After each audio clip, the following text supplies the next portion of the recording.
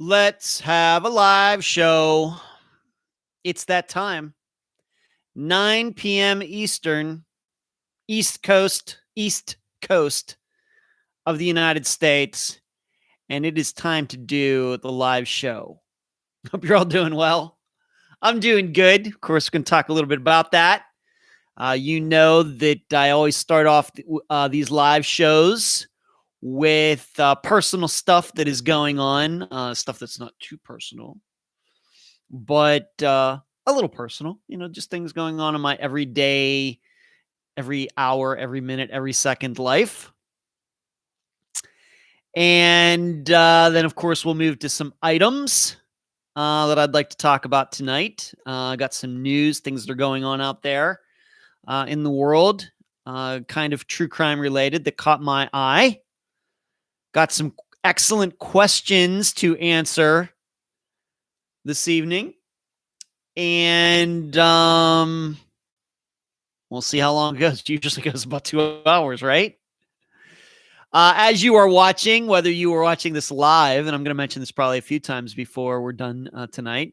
If you're watching this live or watching it in the rerun, please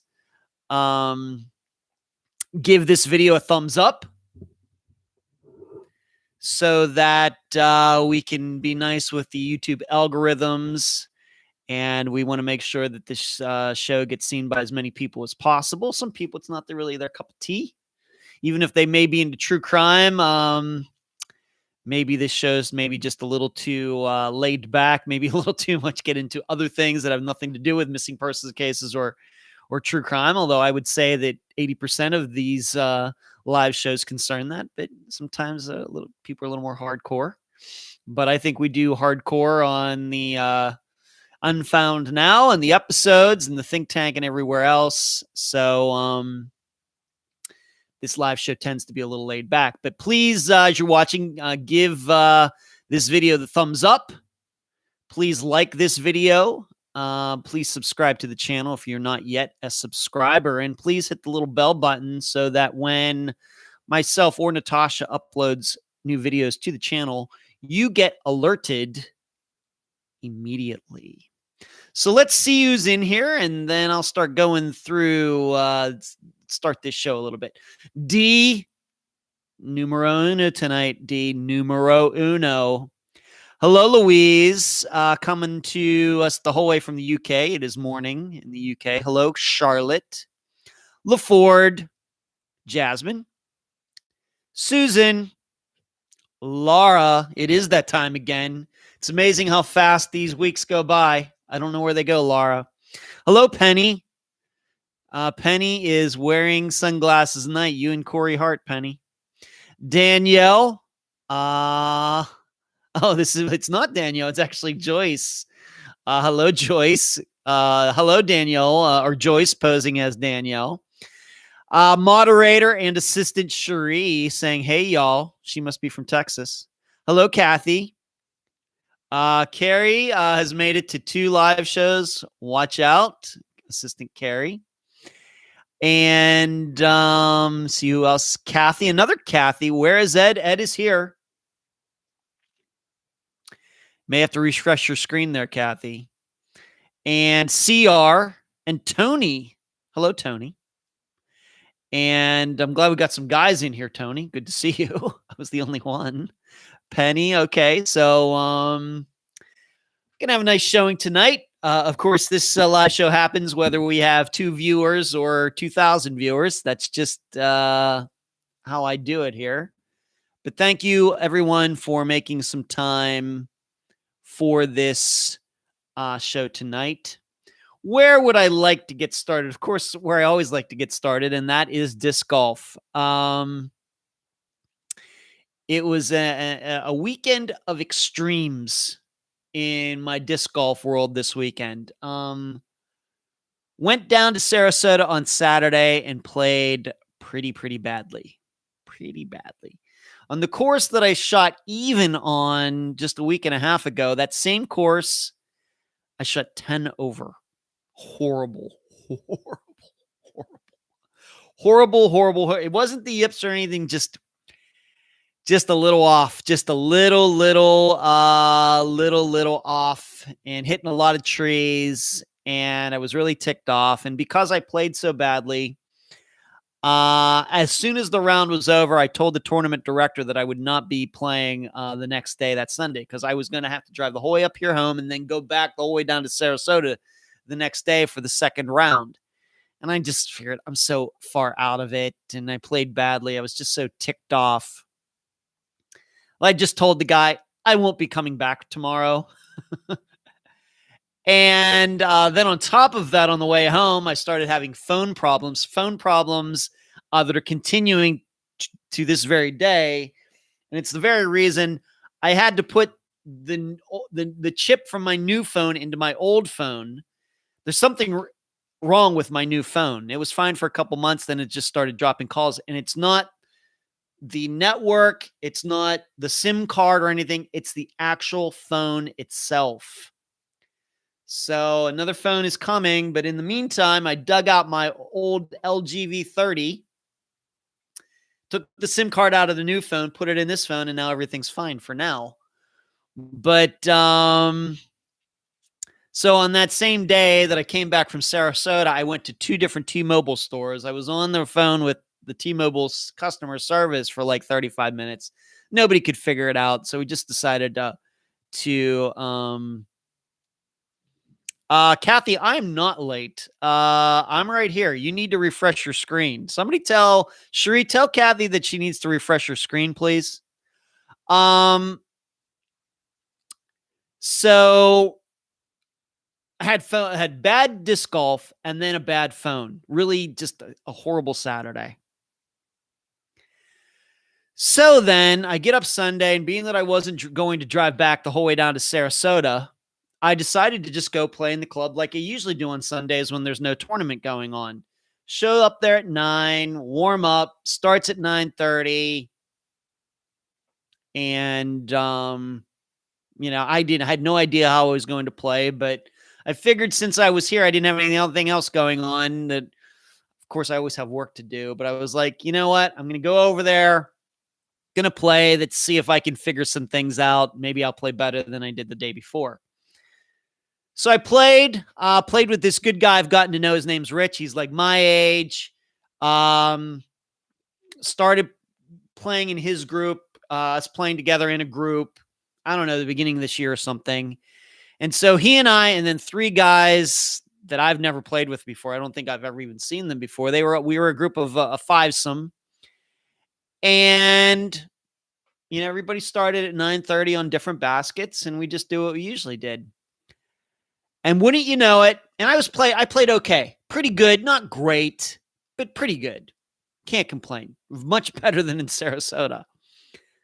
I get the lucky number basket 13, and I hit the ace. Off the tee. It's 255 feet, something like that. Disc went up right into the basket. It's my 3rd ace ever. And I won $100, of which I posted the picture online, and took a picture of me standing by the basket. It's Rich and another guy took pictures of me standing by the basket, holding the disc and putting up the number 1.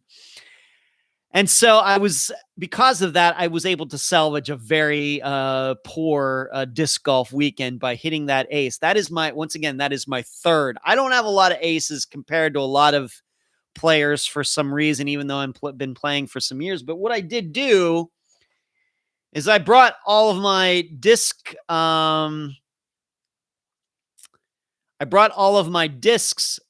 ace discs, to the show tonight.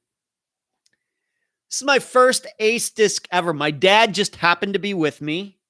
As you can see on here, January 9th of 2013. Hit basket number 9 at Maximo. About 285 feet, something like that. And this is the disc I did it with. This is a really ugly disc, but this is the first ace disc. I have this displayed in my condo now. So this is number 1, 285 feet. Second one, probably my most impressive ace, was, as you can see, right as COVID was starting last year. You can see it.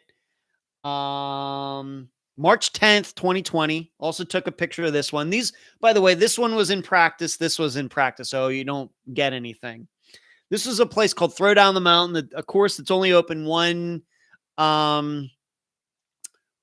month a year. And this was on a downhill basket, 425 feet.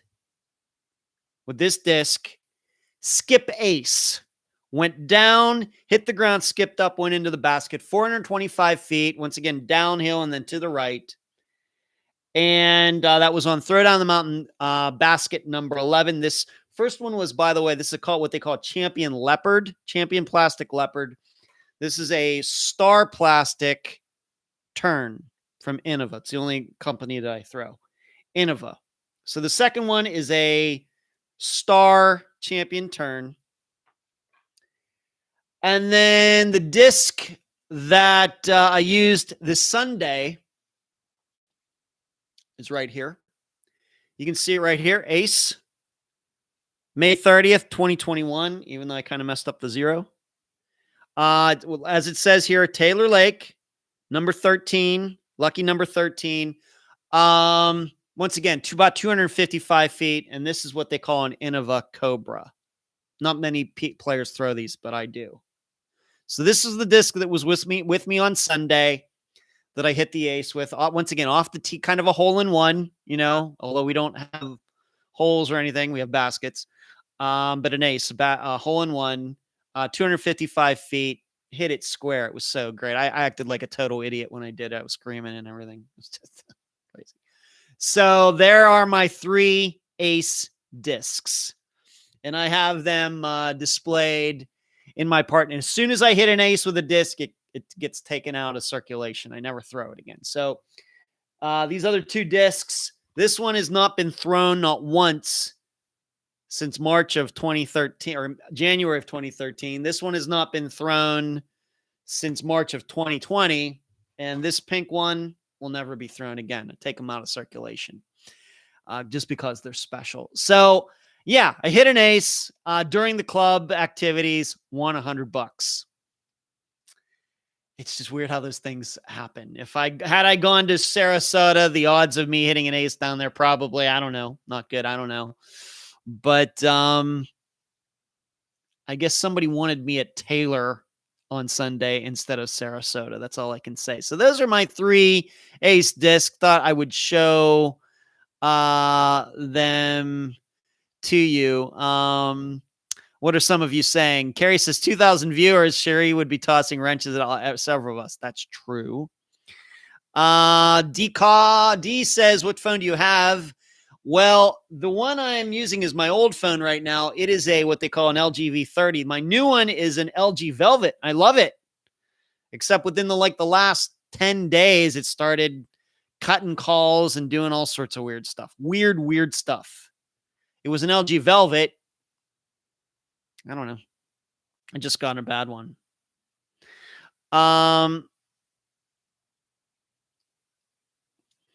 Penny says, I like T-Mobile prices, just switched after Lifer with AT&T, but T-Mobile coverage sucks. Penny, I've had T-Mobile. In fact, every time I go to a store or call their customer service and I give my name, they always tell me I'm one of the oldest, longest T-Mobile customers in the United States. That's true. They tell me that. I'm one of, because I didn't have a cell phone when I lived in Las Vegas. And then T-Mobile, if you'll remember back at the time, the first commercials they had were with Howie Long, the former football player, now sports announcer. And what's her name? I can't think of it right now, but she was on Desperate Housewives. She was on Seinfeld. Terry Archer. They did those commercials together. I saw that commercial and I said, I need a cell phone. I'm just going to go T-Mobile. And because of that, I've been a customer of theirs for about 19 years. And every time I talk to them, they say, I have never seen a person who's been a customer with T-Mobile for this long. So I've had really no problems with them, Penny, even with coverage or anything else. Coverage has gotten better, certainly, since I became a customer of theirs in Las Vegas in like 2002, 2003. But this is not a coverage issue. It was certainly a bad phone issue, an LG issue, not a T-Mobile issue. Because as soon as I put the SIM card from that bad phone into this LG V30, everything's fine. It's not the service. It's the phone. And T-Mobile doesn't make their phones. It's an LG phone. So I have no complaints about T-Mobile at all. We switched from Boost Mobile to T-Mobile recently. I like T-Mobile better than, Boost. I don't know if they're a top tier really cell phone company, Charlotte. So I'm not surprised by that. Verizon is the best. Maybe to some people. Hello, Leanne. Good evening to you. I'm just scrolling. Joyce says, congratulations, $100. I know, in cash too. And, my buddy Kevin runs the club. And he even told everybody as he was giving me the money when we got together afterwards, he was telling everybody, this is a guy who ditched Sarasota to be here this morning, and look how it paid off for him. So that was pretty funny. Hello, Delane. Hello, Delane. And let's see. Penny says, yes, you and my brother T-Mobile from back in the day, 19 years. Yeah. So there you go. That is my ace story. LaFord says the IRS might be a member of Unfound. Well, it's only $100, but maybe. Kathy has some experience in the IRS area. So maybe not. I don't know. But those are my three ace discs. I thought that you would like to see them. It's a good story. Next vaccine for me is next week. I'm hoping I don't have any side effects. I've heard that it's after usually the second vaccine shot that some people do have some side effects, get sick at least a little bit. I'm hoping that doesn't happen to me. I'm just hoping I don't faint as well. I didn't faint the first time, but we'll see. But I'll be getting the second shot. I'm due next week. And I'm hoping everything will go fine. I'm not really worried about it. My brothers and my sister have gotten both shots and everything, and they were fine. So I'm sure I'll be fine, but I'll be getting that done next week, and that will close that all out after getting the first one done at the beginning of May. Coffee says, I think that the disappearance of Toby Anderson is one of the most fascinating. Is that right, Coffee? That's interesting.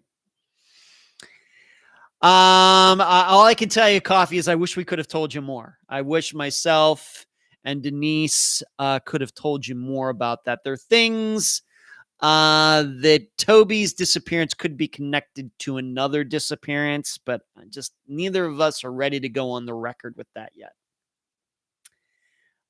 That's all I can say. But I think that if you already find Toby's interesting, that I'm hoping that we do get to cover this disappearance. I think some things are going to have to line up for that to happen. And I don't know. I don't have a lot of confidence that they will. But we'll see. So if you think that was one of the most fascinating, if we do get to do that, and probably that will even increase your interest in Toby's disappearance, should we someday get to talk about another disappearance that could be connected to it. Luis says, I'm with the O2 network. I think I was with Virgin, but left them as they got a better deal with O2. Okay. It's people talking cell phone stuff. Penny says, with Toby, can't believe no one looked for him. Yeah, Penny. Yeah. Kathy says, I was an auditor and treated all my taxpayers fairly and kindly. I'm sure you did, Kathy, but I'm really happy that you and I never had to stare across a desk from each other. Penny says, hope vax number 2 doesn't make you lose your hair. Why do you got to be like that, Penny? Why do you got to jinx it? don't jinx it, Penny. That's funny. Penny, I never even thought of that until you brought it up. Now I'm worried. Now you got me shaking now. Carrie says Toby's was super emotional for me. Yeah. LaFord says he was so vulnerable to me. Yeah. Okay. Yeah, it's a tough one. Yeah, young people, as you know, we don't cover many disappearance of children. Once again, for reasons I've talked about many times. But yeah, I think it's as was discussed. It's a combination of things, and I'll talk about that a little bit more once we do get to the Anderson poll. Coffee says just the fact that people thought he ran off, but now they think differently. Yeah. Okay. Let's move on to this, and I'm going to give. I want to give a longtime friend of mine a little publicity here, a little marketing, etc. I already posted about this on my private Facebook page, but I want to do this here because this reaches a wider audience than that. And of course, this once you post something, do a video like this for YouTube, it's on here forever. And I'm hoping this will help her efforts. But I have a longtime friend of mine. Her name is Suzanne De Laurentiis. And in fact, the rumor is that one time we were actually in an item. Rumor. But she's been a filmmaker for a very long time. She started out as an actress. Yeah, she's very talented, no doubt about it. First was into music and then did some acting in the 1980s. And now she's been a film producer, I don't know, 30 years or something like that, 25 years, 20, 30 years, something like that. Don't want to say too much to people start calculating people's ages and everything. But I have to be honest that she is one of the hardest workers I've known in my life. I've known her once again for about 18 years. She works in a business making movies, and she's not making these Marvel movies or anything else. She's a lower budget filmmaker. It's tough. Frankly, she works in a very difficult business. I know I did it for a little bit myself. In fact, that's how we met originally. And I give her all the credit in the world for the work that she does, because it's very, very difficult. And frankly, working in the movie business is a thankless business. All right. It's all about what you have done for me lately and everything else. And so I give her all the credit in the world. She has a passion for it. And, she continues to do that. She runs her own company, has done for a long time. I have a lot of respect for her. But she has brought out a new show, and it is on Amazon Prime. And I want you to check it out. Even if I'm not much of a horror fan myself. You may not be that either. But I think the format and everything really works.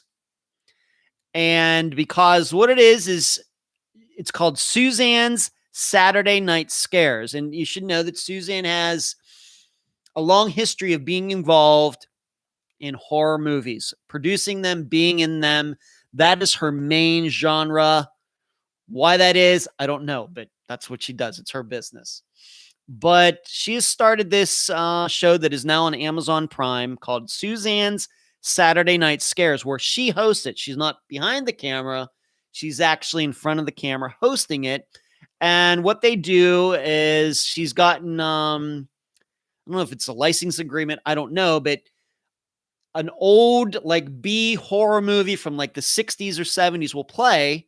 And then she also interviews a well-known actress or actor who was maybe involved in that movie, has, a long history of being in that, some icon in that genre. And so the first episode of the show, and as soon as she told me about this, like last year, I said, this is perfect.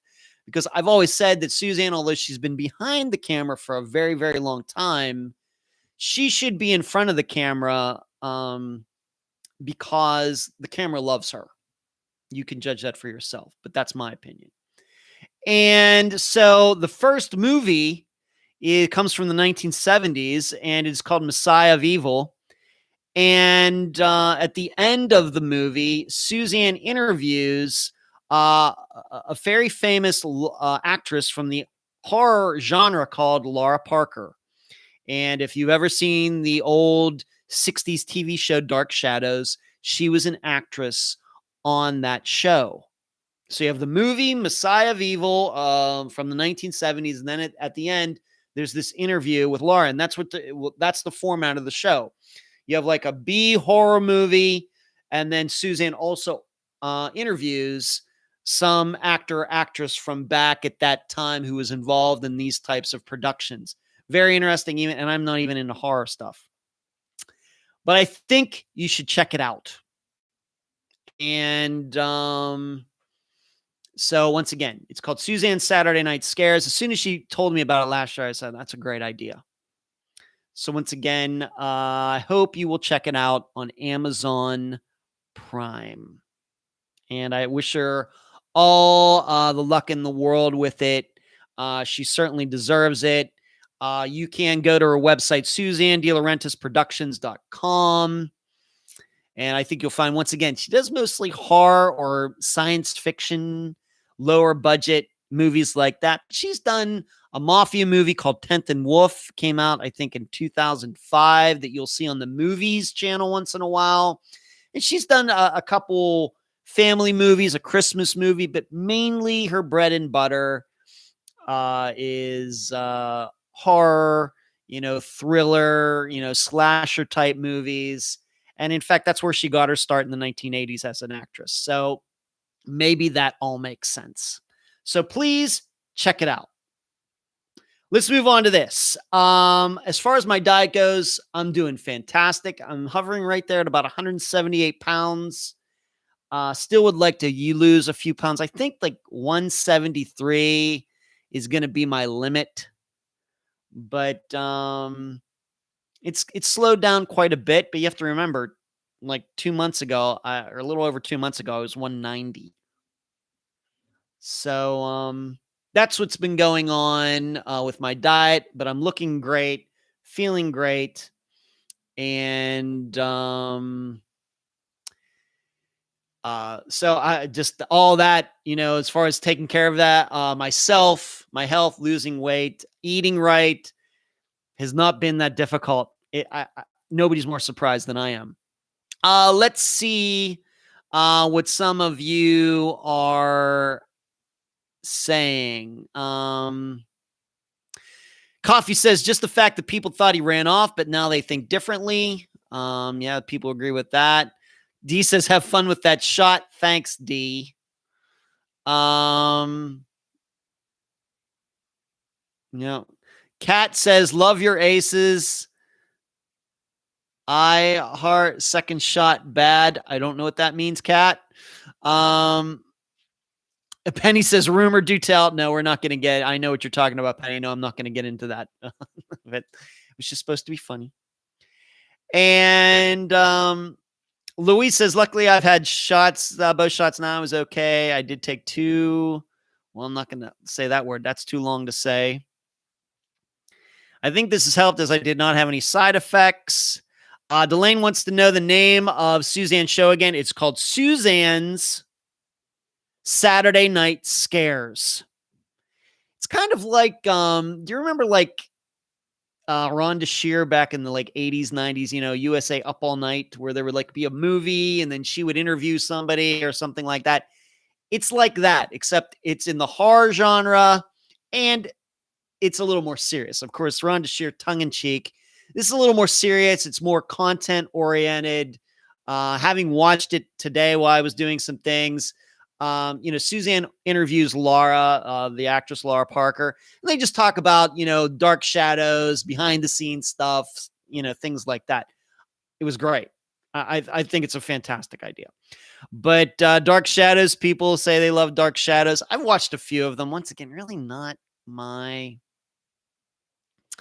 thing, but that's okay. Hello, Heather, Assistant Heather. How are you? Good to see you in the show tonight.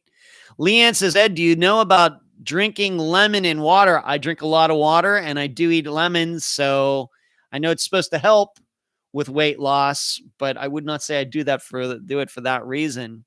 Louise says, I love horror films and crime genres, things like Police Rated. Yeah. Spicy is here. Hello, Spicy. Spicy. LaFord says, don't get the shot in the arm/hand you write with.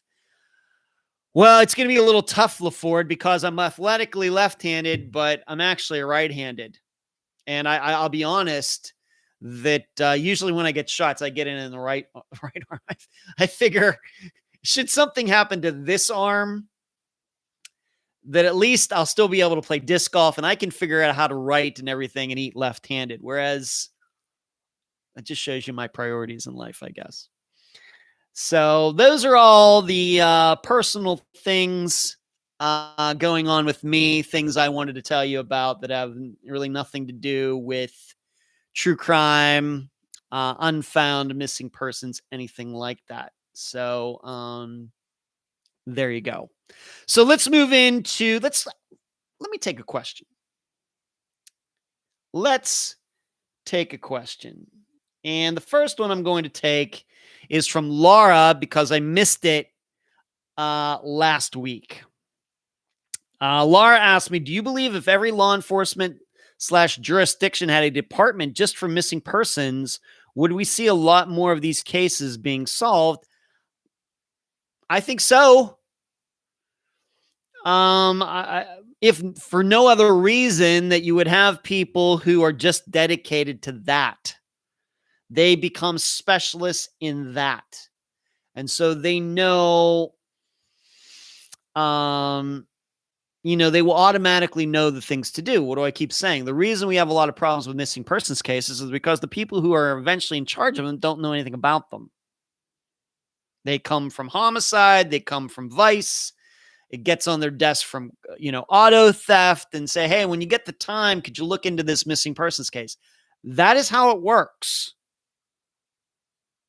Or you just have a smaller jurisdiction where there aren't even any departments and it's just a chief and patrol officers.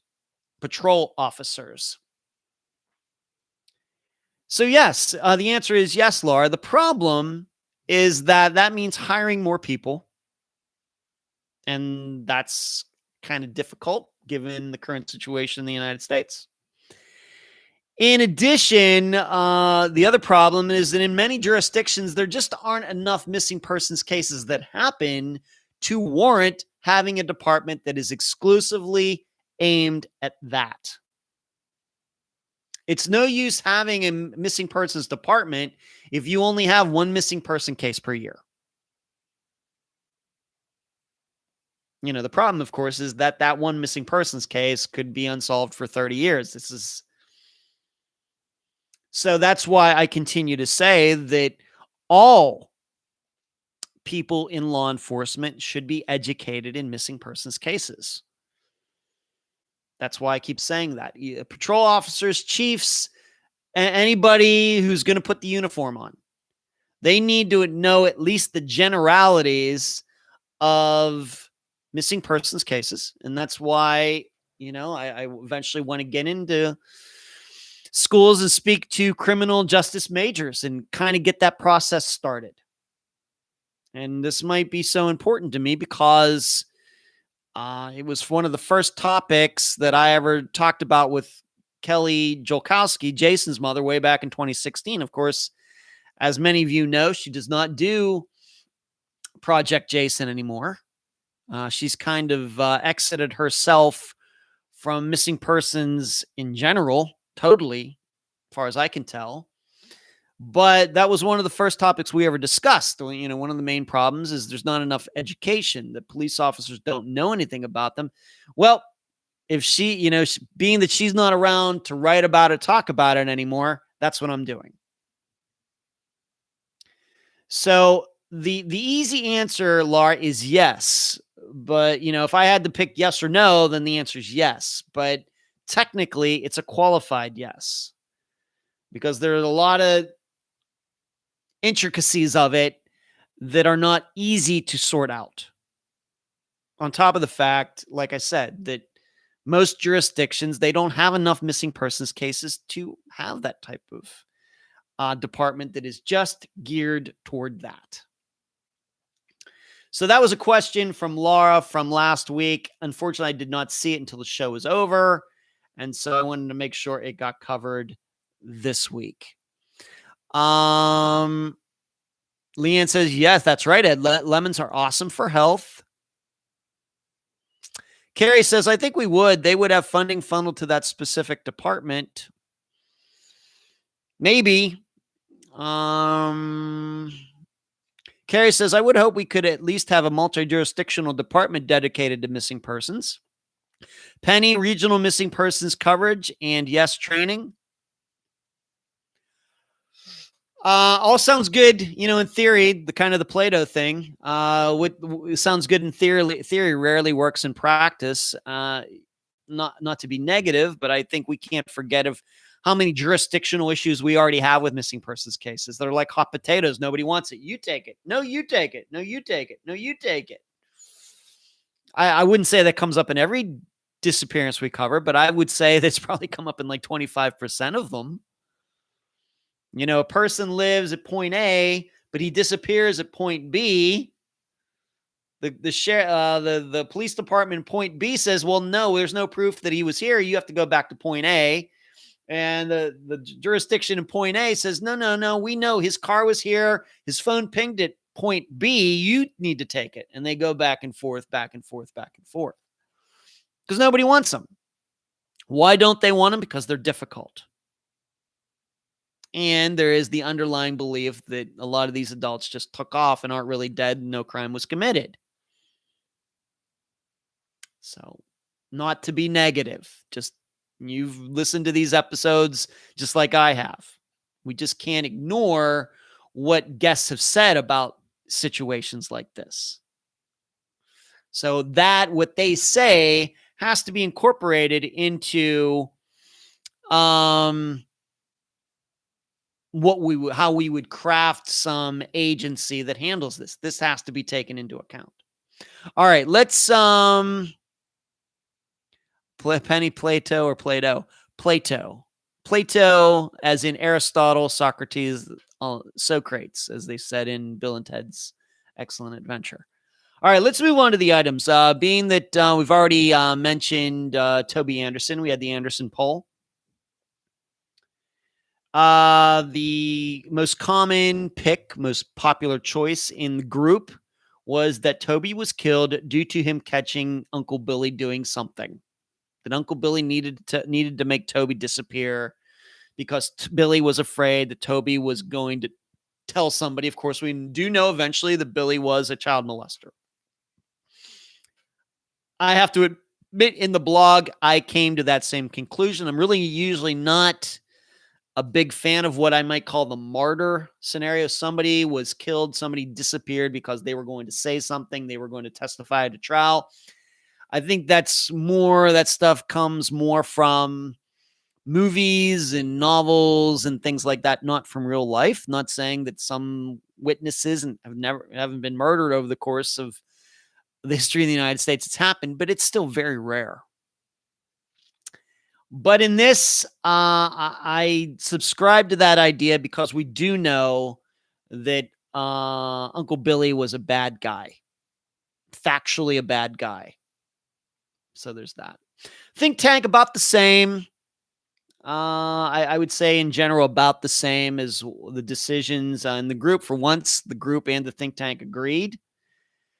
The only thing I would say, and I wrote about this in the blog at Patreon, patreon.com/Unfound Podcast. If you'd like to read all the blogs that I've written, they're all at least 3,000 words, and they go back to 2017. You also get a chance to be part of the think tank if you contribute at a higher level. But what is hard to reconcile is the daughter's claim to this day that Toby did rape her, or at least tried to, and then Uncle Billy also then becoming a child abuser, molester, some years later. In fact, it's fair to say that probably had been doing it for a while, well before he got caught. So are we then to believe that there were two rapists under that roof in Selma, Oregon in 1986 and not just one? Would one rapist kill another rapist and then continue to be a rapist himself? I'm not saying once again that it's never happened, but it does sound unusual. So I think you have to pick one. Was Toby the rapist or was Uncle Billy a rapist? Well, we know Uncle Billy's one. So that's when I think that, I once again, as a man, I don't want to put myself in a position where I say a woman's lying about being raped. I'm not trying to do that. What I'm saying is that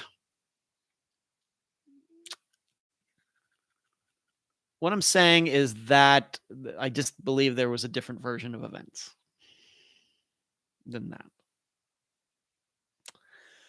Okay, so that's that. The Toby Anderson, as with all the guests, try to keep in contact with the niece, and surely I will be in contact with her if we can make the coverage of this other disappearance happen. But I can't talk about it. I can't tell you what the disappearance is. I can't do that. Would reveal too much. Carrie says, first week, 2 weeks, let the agency that he's missing from take it and pass it to the multi-jurisdictional. Carrie, I've helped people fight over situations like that. Sickening, thank you for posting that, Cherie. D says, no, I believe that uncle killed the kid. Absolutely. I think most people do, D. It's just coming down to the reason. Did Billy kill Toby because he did catch Toby raping one of his daughters and it was revenge? Maybe righteous revenge? Or was it a situation where Toby walked in and caught Billy doing something to one of his daughters or something was going on and Billy said, well, I have to make this kid disappear? It's like one or the other. And I think a large majority of people think that Billy killed Toby to cover something up Billy did.